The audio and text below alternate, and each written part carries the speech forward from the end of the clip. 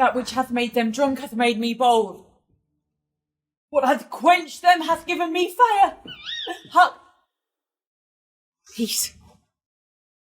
'Twas the owl that shrieked, the fatal bellman which gives the sterns good night. He is about it. The doors are open, and the surfeited grooms do mock their charge with snores. I have drugged their possets, that death and nature do contend about them whether they live or die. Who's there?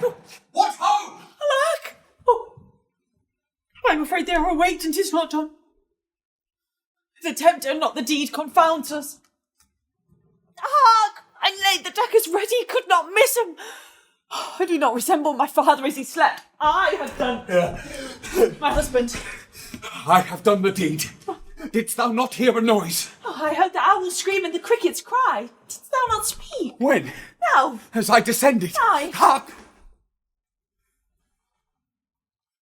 Who lies in the second chamber? Donalbain. Oh, this is a sorry sight. A foolish thought to say a sorry sight.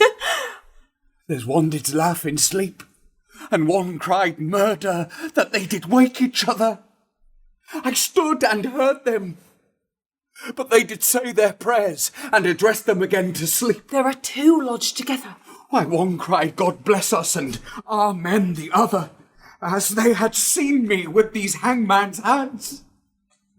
Listening their fear, I could not say Amen when they did say God bless us. Consider it not so deeply. But wherefore could I not pronounce Amen? I had most need of blessing, and Amen stuck in my throat. These deeds must not be thought after these ways, so 'twill make us mad. But methought I heard a voice cry, Sleep no more. Macbeth doth murder sleep. The innocent sleep.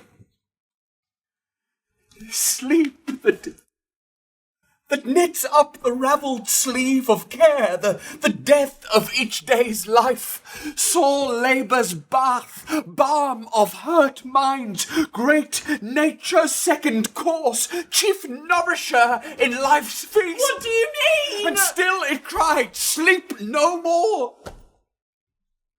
To all the house, you will sleep no more. Macbeth shall sleep no more. Who was it that thus cried? Why, worthy Thane, you do unbend your noble strength to think so brain-sickly on things. Come, get some water and wash this filthy witness from your hand. What? Why have you brought the daggers from this place? They must lie there. Go, carry them, and smear the sleepy grooms with blood. I'll go no more. I am afeard to think what I have done. Look on it again, I dare not. Infernal berbers! Give me the daggers. The sleeping and the dead are but as pictures. 'Tis the eye of childhood that fears a painted devil. If he do please, I'll gild the faces of the grooms withal, for it must seem their guilt.